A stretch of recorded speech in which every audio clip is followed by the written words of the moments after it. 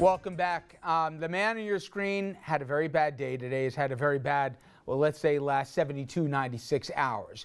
Donald Sterling, Clippers owner, was hammered by the league today for his racist rant. They banned him for life from attending games, any NBA functions, any involvement with the team, personnel or otherwise.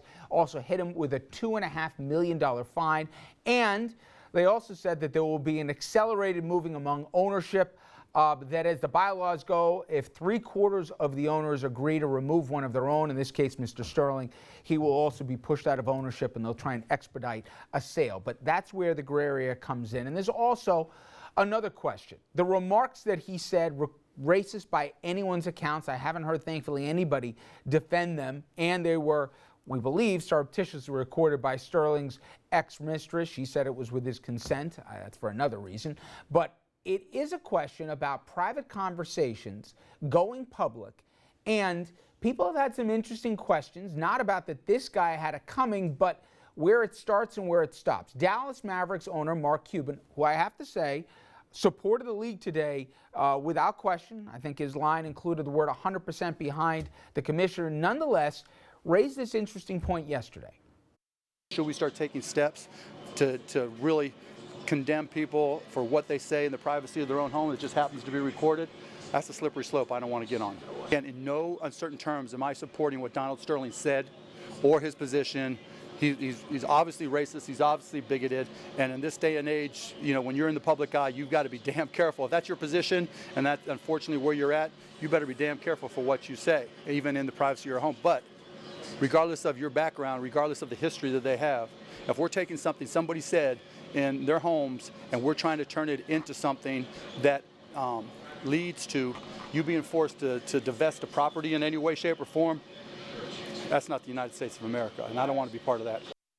All right, let's bring in our next guest, Attorney Daniel McGuire of D.F. McGuire and Associates, to the panel. Got a background in sports and law here, and my question, Dan, is to what you just heard. Is there a line? Is there a precedent? I know there's a private agreement among the owners here. This isn't about criminality. In fact, the civil case that this really spurred out of, where the ex-girlfriend was looking at $1.8 million, I think, in embezzlement claims that the Sterling family claimed that she took from him. We believe that's at least a root of some of these tapes that were leaked. Nonetheless, if there was no criminality with what he did and it was a conversation in the privacy of his own home, is there a line that we're crossing here, whether we understand it or not? No sympathy to Sterling, but nonetheless. Right, and no sympathy to Sterling, absolutely. But Mr. Cuban, I think, brings up an interesting point. And I think he's absolutely right that we have to ask the tough questions. Is there a First Amendment right here? And some people may say yes, others may say no. For me personally, and I think a lot of people around the country will agree with this, there is language that we all find heinous, which is absolutely protected. And there's language out there, in my opinion, which I think Mr. Sterling used, which is just designed as terrorist language, which is designed to hurt, it is designed to harm. And there's no excuse for that in today's world. Okay, let's say he said the following. Talking with a girlfriend, does or doesn't know it's being recorded, it's not important. You know what, girlfriend X, I really don't like gays. And you know what, I really don't love the idea of gays getting married, let alone coming to the games. Does the league do what it did today? It's one thing when 75% of the actual players on the floor and obviously in other attendant positions are African American. You say the comment black, but what if you're talking about another ethnicity, another gender, another sexuality? What about Muslims? What about it? Right. Yeah. Would the response have been the same today? If he said, I don't want Muslims at the game, would the players have said, you know what, we're not playing tonight? And would he be unless removed as he's banned from basketball forever? I'm not so sure of that answer, to be honest. I'm not so sure either. I mean, I think we would all here at this table hope that the reaction would be the same. Because look, hateful, harmful language is hateful, harmful language any way you slice it. And that's apparently what we have here. It was designed to hurt, and it was designed to exclude a population of America which has struggled historically and which is a part of the society, and it has an increasing political voice, not just socially, but socioeconomically. But what he said is out of balance with where the vast majority of Americans are. And I think as we've seen evolving politically and in other areas on things like gay rights or women's rights, had they been the aggrieved group, I think the reaction would have been similar, if not the exact same thing. Jerry brings up a great question about Muslims because, you know, if this had happened in the aftermath of 2001, if this had happened in you know, April of 2002, would the reaction have been anywhere near the same? I don't think so, but I think it's because of the PR needle. Okay, but now is it would be because so different. there's a precedent that's been set, whether legal or otherwise, that you can't privately, whether you know it or not, say something that is going to marginalize a group, and people are going to say this is a line in the sand going forward. Let's say it's not an owner. Let's say it's a coach.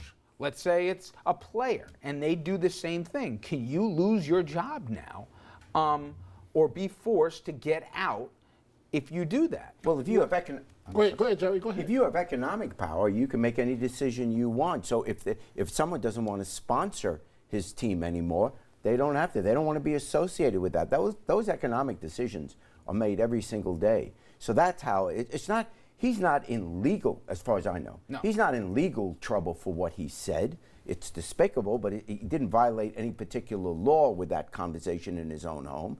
But economically, we can say, I don't want to play for an owner that thinks that way about me. If I'm African American, what if he said let's say I'm a basketball player, and he made some comment about, I don't want them Jews at the game. I wouldn't suit up. I personally, which is why I think we had the fact that 75% are African Americans in the NBA, if that's a percentage, I don't know what it is, but let's assume it's very large. I don't think it even has to be a political statement. African Americans are going to say, you know what? I'm not working on the plantation. If this guy is my owner and he thinks that way about me and my family and my people, screw you. Yeah. I'm not playing. And I think that's what we're seeing. And Dan, here's the tricky questions, though. Dominic made the point before he came on. This is probably one of the most litigious people that you have around, okay? You can't shame this person. He told apparently to Fox News he hadn't even gotten a heads up as to what was going to happen in today's press conference. To that end, he said, I'm not selling. Now, I got a couple questions, and if we don't know it, but can he turn around and say, time out a second. Yeah, okay, it's a private agreement we have with the owners, but A, I want an injunction. I want to be able to have my day in court here, forget what they say independently. And secondly, you know, this is antitrust in effect, that I'm being kicked to the curb here, and I should have a right to articulate what I want. Whether or not his franchise is a fraction of what it is potentially worth if he's at the helm of it, does he have a legal argument that has a chance of winning? Well, let me answer it this way. This is still a breaking story. And we as private citizens, not party to a private agreement, do not have a clear understanding really of what his legal relationship is vis-a-vis the rest of the league and the other owners. I take the commissioner at his word that if 75 people vote to kick him out, they're going to kick him out. And I would assume that he is relying on some contractual provision there. And he obviously canvassed his own ownership to get an idea that he had the 75% of them to support. Absolutely. So it's not the answer you want because it's not clear cut, but we do not know yet. And undoubtedly, this is a fight that I think is going to continue for weeks to come. Let me also confuse it further. What if the wife and the kids say, time out, I didn't say anything. The old man said it. Why am I, as part of the ownership group, also being forced out through the actions of a third party, even if it's my blood?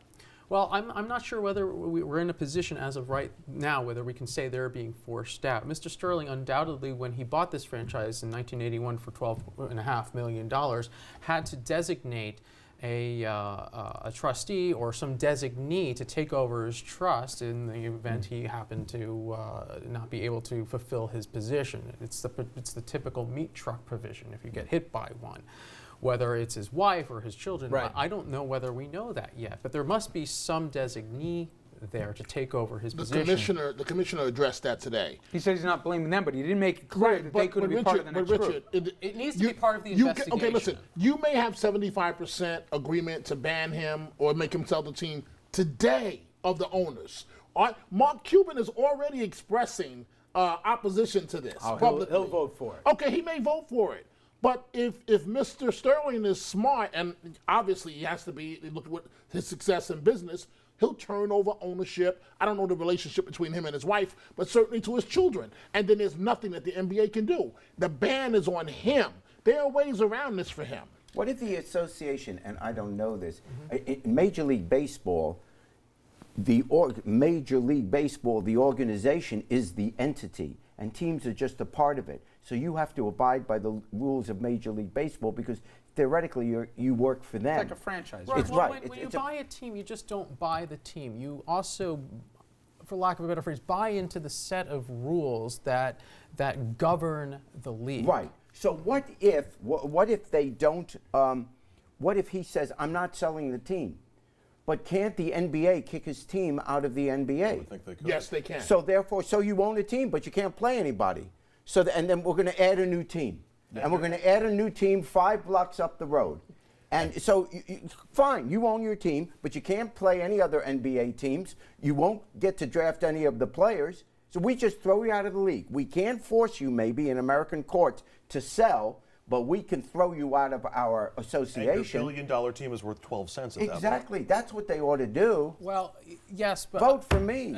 I think that brings up the very important point of this forced sale. The league has drawn a line in the sand, says we are going to go after this forced sale. But the question needs to be asked: is that really the right thing to do? As I said, he bought it in 1981 for $12.5 million. How many hundreds of millions of dollars It's is it worth valued now now? about Is it 600, really a yeah. punishment to force this man to say we're going to be funding his great-grandchildren's college education with this money and beyond? Is it really a But punishment? is there any remedy that takes money out of his pocket that doesn't leave him with a profit? There's no way that There may they've not got be to a let him financial sell it. remedy. Yeah, they've It's got to not let the him sell it. NBA's job to punish him for his views, as despicable as they are. The NBA's job is to provide a product that the public likes. And if his ownership hurts the product that they have, they can kick his team out of the league and create another team.